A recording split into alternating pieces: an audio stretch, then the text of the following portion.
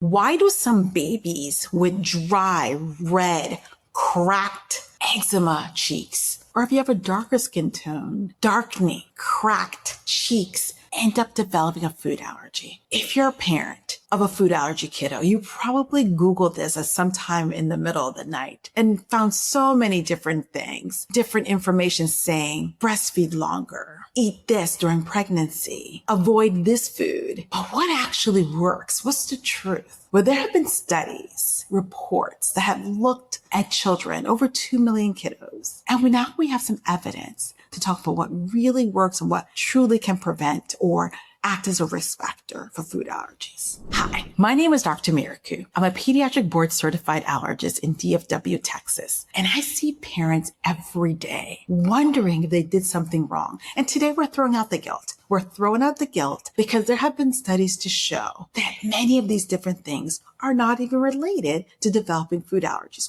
We're going to talk about the facts. Let's talk about the biggest risk factor, and that's eczema. Why?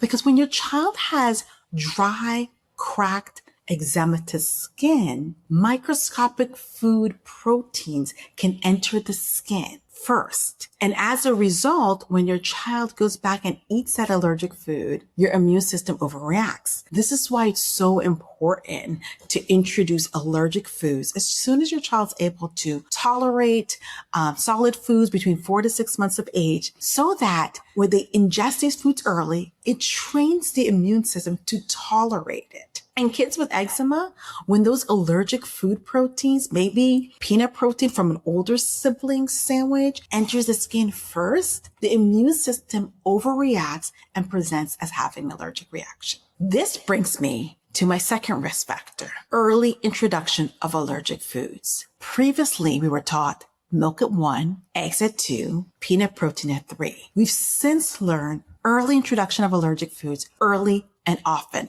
As soon as your child is able to ingest those foods, solid foods, we want you to introduce those allergenic foods. If your child has eczema, absolutely speak with your board certified allergist and pediatrician. For all of this information, speak with your board certified allergist or your pediatrician before you move forward. What about risk factors outside of food? Antibiotics and food allergy. Studies have shown that early use or unnecessary use of antibiotics can actually increase the risk of food allergies. Why? Because it wipes the baby's microbiome, that healthy bacteria that we need. Having said that, obviously, if your baby needs antibiotics for an infection, that trumps any of this information. Absolutely get those antibiotics. I'm just wanting to highlight that unnecessary use of antibiotics early in life can increase the risk of a food allergy. And then there's genetics. For example, in my family, our entire family has seasonal allergies, food allergies. And so if your parents have food allergies or asthma or eczema, that alone increases the risk of your kiddo having a food allergy. You can't prevent genetics, but it will help you to be really mindful about discussing with your doctor about aggressive early introduction of allergic foods. Now, my favorite part.